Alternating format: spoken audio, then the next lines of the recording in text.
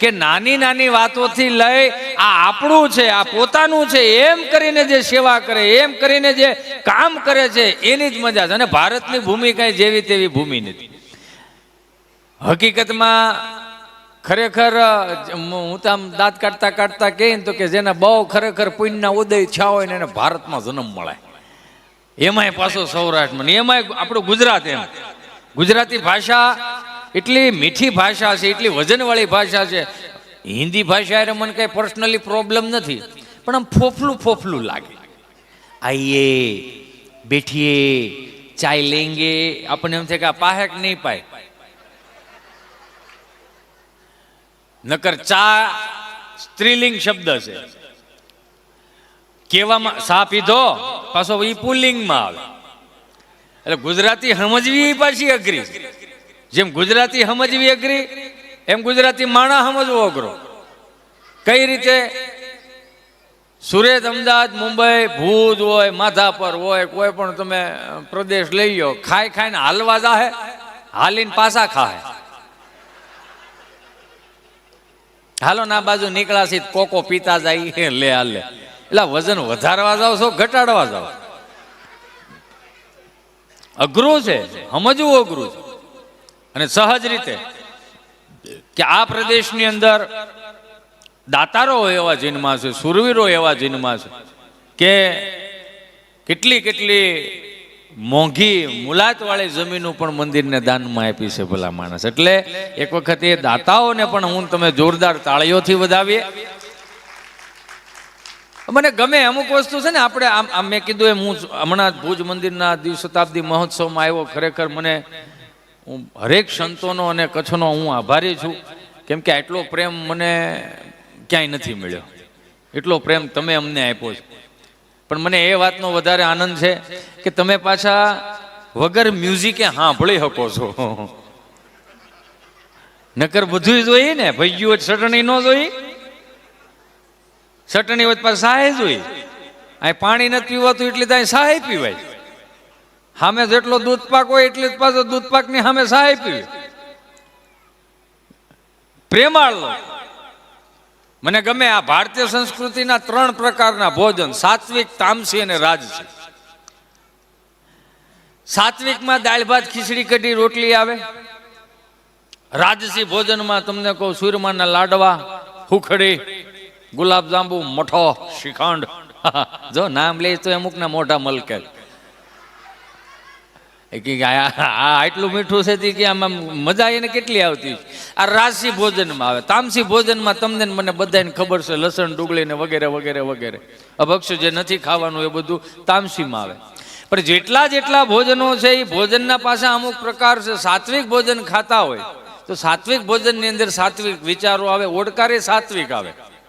રાજસી ભોજનની અંદર તમે પછી 5 લાડવા ખાઈ ગયા હોય સુરમાના, અને પછી કોકને એમ કીધું કે ભાઈ અહીંથી ગાડલા લઈ લો ને ભાઈ, આવડા કોક હાયલા જાહે અને ધૂળવાળા કરતા જાય છે, માથે પગ દેતા જાય, થોડાક ગાડલા આમ મૂકી દો. તો એ શું કહે ખબર? ભલે રહ્યું કોક લાંબુ થાય ભાઈ ને આવે. એ રાજસી ભોજનનો પ્રકાર છે. મૂળ આળાસડી છે.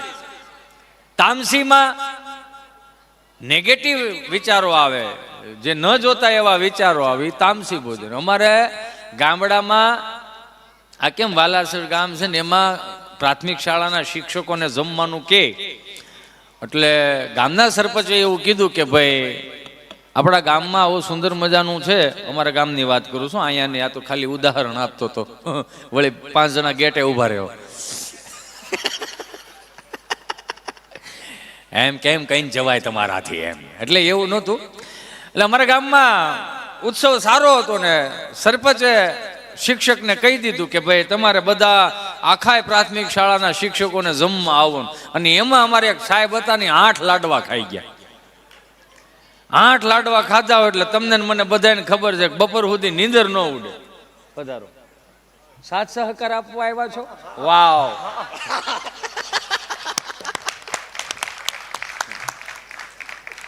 થોડાક પાછળ બે જાય. એટલે એનો વાંધો નહીં, મારે પાછું હાથ ઉલાળવાની ટેવ ને. અને અહીંયા કાંઈ હું કલાકાર તરીકે મૂળ નથી આવ્યો, તમારો પ્રેમ પામવા આવ્યો. અને મને બહુ વાતનો ગર્વ છે કે આ એક આ સેવાભાવી મિત્રોને એક વખત જોરદાર તાળીઓથી વધાવો. એને પાછળ મૂકી દો. એ નો ભાંગી નાખે, પાછળ મૂકી દો. એ ભાંગી નાખશે. એ ક્યાં કરસકડું હતું ભાંગી જાય. બસ આ મજા છે. આને હુવાણ કહેવાય. હુવાણ એટલે 5માં થાય, 1500માં થાય, પૈસા નહીં, માણાની વાત કરું.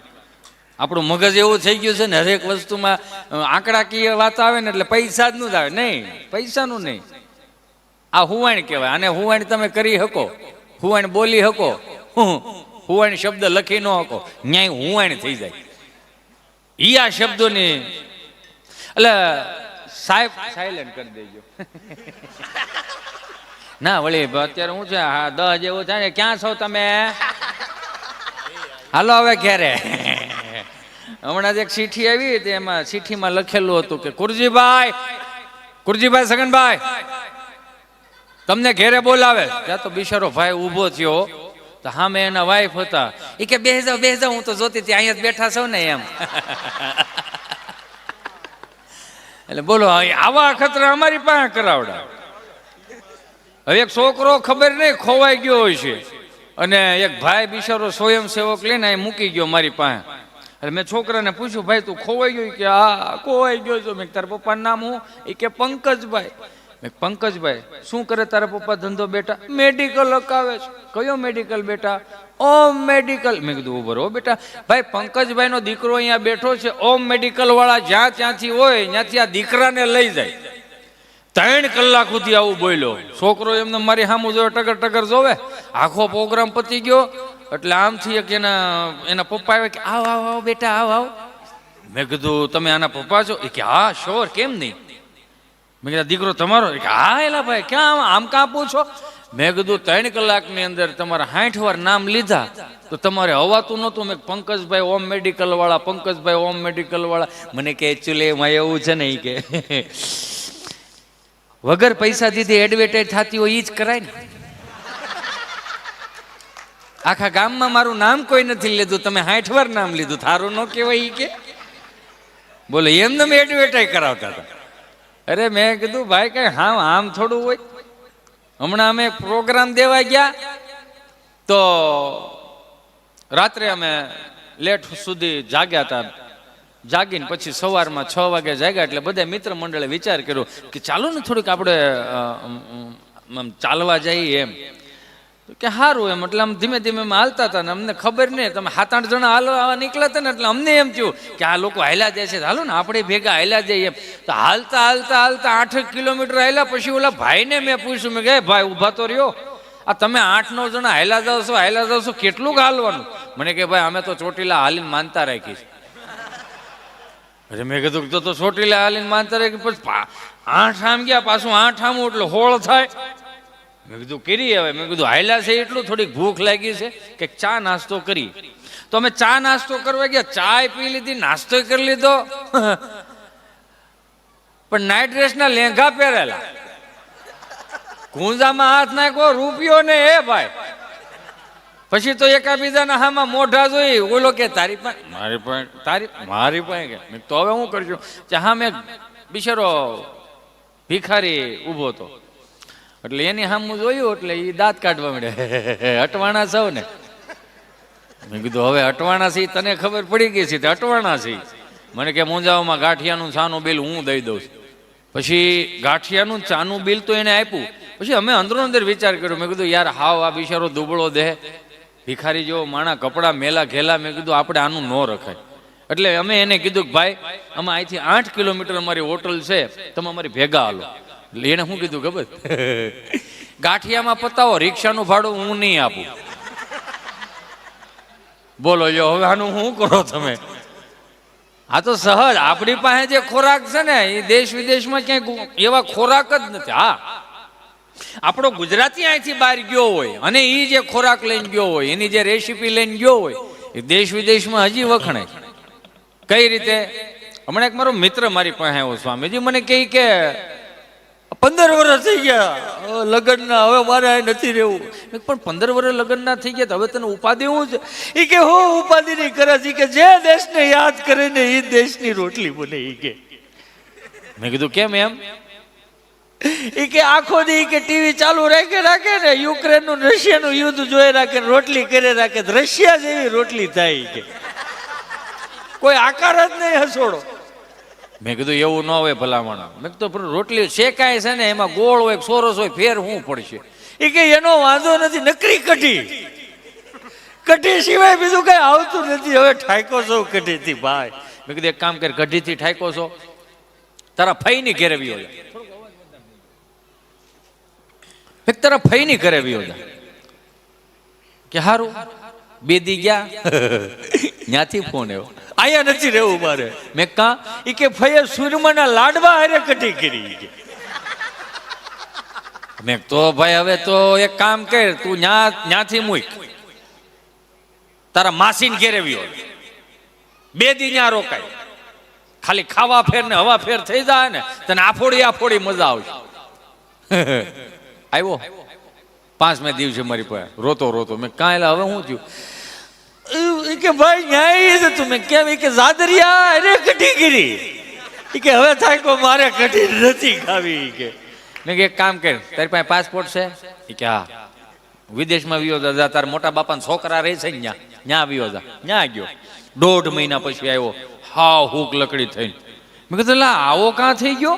એ કે ભાઈ 2 દી સુધી મને કંઈક હારું ખવડાવ્યું, અને 3જે દિવસે કે 8 ફૂટનું ડાઇનિંગ ટેબલ હતું, એમાં 4 બાઉલ. કેમ? લસણ વાળી કઢી, મરસાની કઢી, હરગવાની કઢી, ધોળી કઢી. પછી તો મેં કઢીને પૂછ્યું, આ પાસપોર્ટ ને વિઝા મારી પાસે હતા, તારી પાસે ક્યાંથી આવ્યા? કે મારી મોર પૂગી તું. એટલે ગુજરાતી ગમે ત્યાં જાય ને એની રેસીપી, આપણી રેસીપી દેશ વિદેશમાં જાય એટલે બહરટી બોલાવે. અને કઢી તો કઢી જ હતી ને. મને આગળ અમે કઢી ખીચડી સંતોએ ખવડાવ્યા, અને કચ્છની ખીચડી એટલે આહા, એમાંય કચ્છની દાબેલી બાપો. હા આવો હવાદ જ ક્યાંય નથી આવતો. ભલે પાણીની મીઠાઈ જ છે, પણ આમ ગમે એટલું ભલે ને કચ્છી દાબેલી લખે, પણ કચ્છી જેવી દાબેલી ન થાય. મજા આવે. હમણાં એટલે એ ઓલા સાહેબ જમવા ગયા છે, એ 8ના 9 લાડવા ખાય છે, આપણે ઊભા કરીએ ને. સાહેબ 8 લાડવા ખાઈ ગયા સમજા, અને આવ્યા નિહાળે બંગા ખાતા હવે છોકરાઓ 13મો પાઠ મોડો લખવા બધાય. તો છોકરાઓ બધા 13મો પાઠ લખતા હતા, અને ધીમો પંખો ભરે, અને નિશાળમાં એટલું સાયલેન્ટ વાતાવરણ ને, તો સાહેબને હળુકનાર નીંદર આવી ગઈ. લાકડાની ખુરશી ઉપર એમ ટેકો દેવાઈ ગયો ભૂલમાં.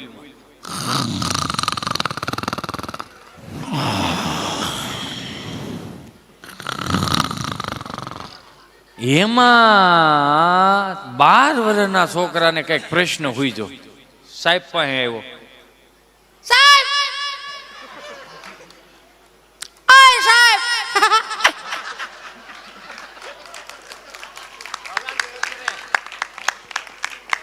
સાહેબ હુઈ ગયા લાગે. આ સાહેબ હલ બોલાવ્યા. આ સાહેબ હા હું હુઈ ગયા તા ને. તારે કામ શું છે એ બોલ. હવે કામ હું હોય ઈ બોલો. જેની પાસે કામ ન હોય તો જ હુતા હોય ને. બોલો.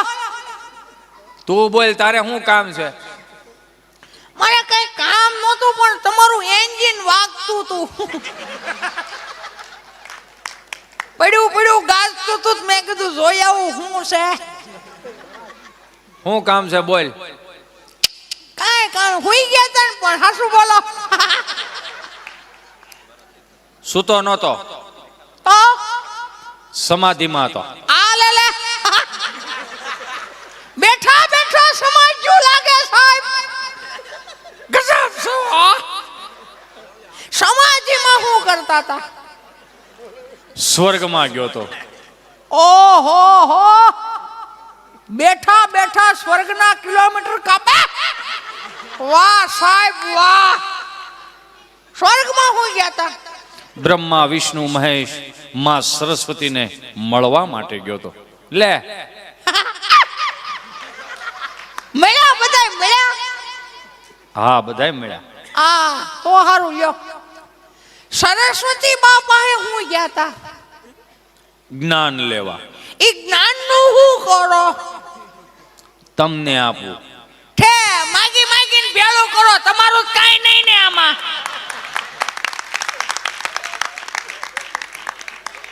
સાહેબે એક થપ્પડ મૂકી દે. બેજા નો હોય એવા સવાલ કરે.